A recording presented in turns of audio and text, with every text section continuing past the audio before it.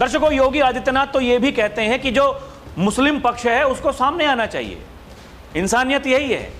अगर गंगा जमुनी तहजीब की बात कर रहे हैं तो आपको ये स्पष्ट रूप से कह देना पड़ेगा कि भैया हाँ है, ले लीजिए, कोई दिक्कत नहीं, मस्जिद से किसी को कोई दिक्कत नहीं है। लेकिन अगर वो मस्जिद का नाम बाबर के नाम पर होगा, आक्रांता के नाम पर होगा, तो ये कहते हैं कि भाई दिक्कत है, क्योंकि वो विदेशी आक्रांता यहां किस मंसूबे से आया था, क्या काम कर रहे थे, औरंगजेब ने क्या किया, ये किसी से छुपा हुआ है क्या? लेकिन उनको बचाते हैं, महिमा मंडन करते हैं, कहते हैं महान शासक था।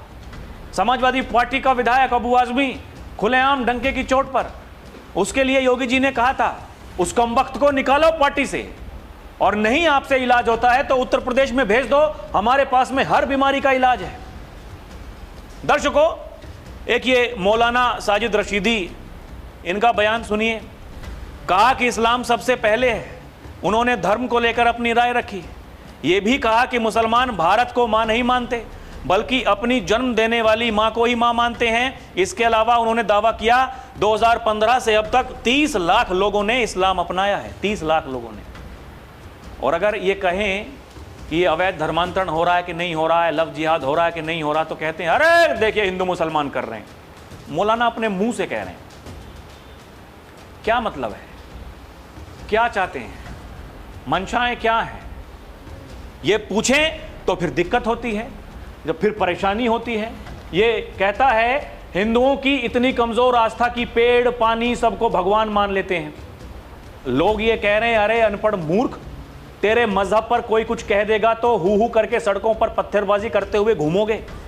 लोग ये कह रहे हैं इसका इलाज ऐसे ही जरूरी है जैसे तोकी रजा का इलाज किया था, ये उसी की राह पर है। आज पता नहीं वो तोकी रजा कौन सी जेल में सड़ रहा है। लोग ये कह रहे हैं कि इंतजार कीजिए, इसका भी समय निकट आने वाला है। आप बताइए दर्शकों, किसी के हिंदू देवी देवताओं पर इस तरह की टिप्पणी करना अगर सामने वाले करने लगें तो क्या होगा? फिर कहेंगे मुसलमानों पर अत्याचार हो रहा है, बहुसंख्यक देखिए क्या कर रहे हैं। ये सभ्य समाज में ऐसा बिल्कुल नहीं होना चाहिए। लेकिन हम क्या कह रहे हैं, और ये तो सपा के मुखिया अखिलेश यादव, उनकी पत्नी के बारे में क्या कुछ नहीं कहा था, लेकिन सपा के मुखिया जी शांत रहे, खामोश रहे, कुछ बोले नहीं। ये तो इस देश में होता है।